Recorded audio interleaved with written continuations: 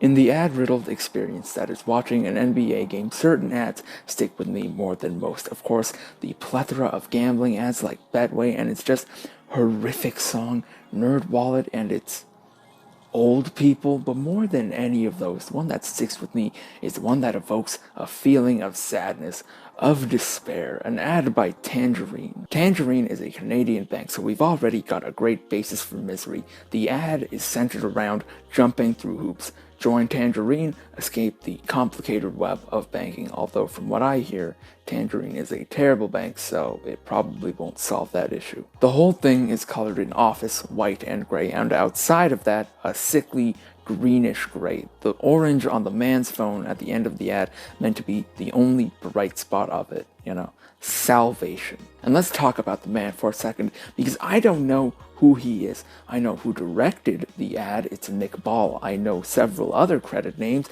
There's a pretty decent, hefty credits list out there, but I couldn't find who he is, which is really disappointing, because I hope I'm blind and just couldn't see it, because he deserves so much praise for it. He's really the only reason I actually ended up making the video, because of just one moment in the ad.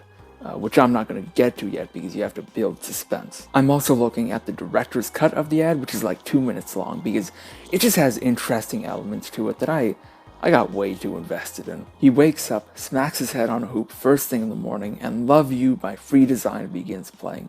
An odd song that feels childlike, nursery rhymes, but with low enough energy that can be recontextualized into a monotonous world, almost seamlessly. A ball is thrown to a deflated landing, and then we see a stream of people as they shuffle through the hoops, where I'm then forced to question how many poor sods must have hit their shins on all of those hoops. We get a bit of world building as we get a glance at the transit map, hoop-shaped as expected. This world almost feels like the corporate version of Uzumaki. The man's job seems to consist of dragging one hoop on the screen to another stationary hoop on the screen. I can only imagine what meetings are like in this world, though I imagine King Arthur would approve of the furniture.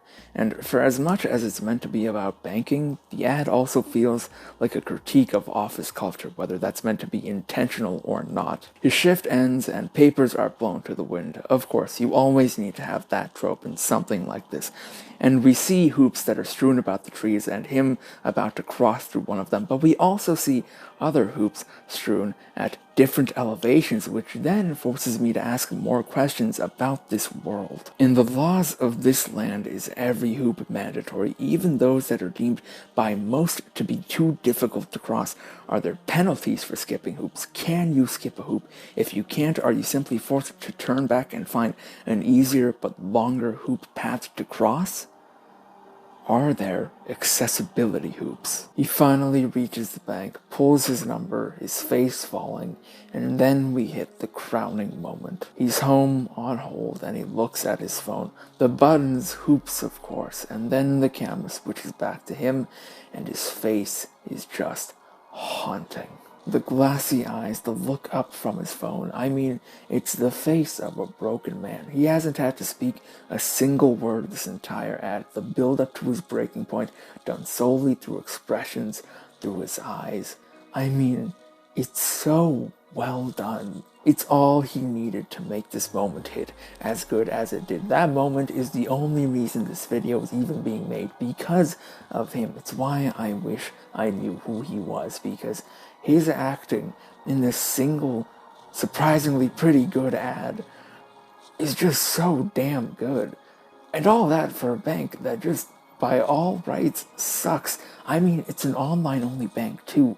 As far as I'm aware, I doubt the whole on-hold problem is going to be fixed by going to them. In the TV ad, it simply ends with him staring at his orange screen and then leaving happily, but the director's cut requires him to take one more journey before attaining that happiness as he climbs a ladder that ascends into the clouds. He reaches the top above the clouds, sitting on the very hoop that repressed him, signs up to Tangerine, and he now feels freed.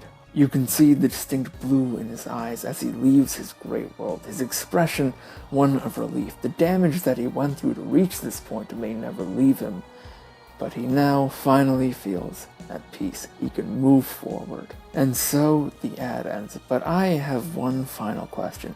If it's so easy to leave this hoop-riddled world by simply joining this bank of orange, why doesn't everyone just do that? Did our protagonist have to trade something unseen to us in order to leave this world of hoops?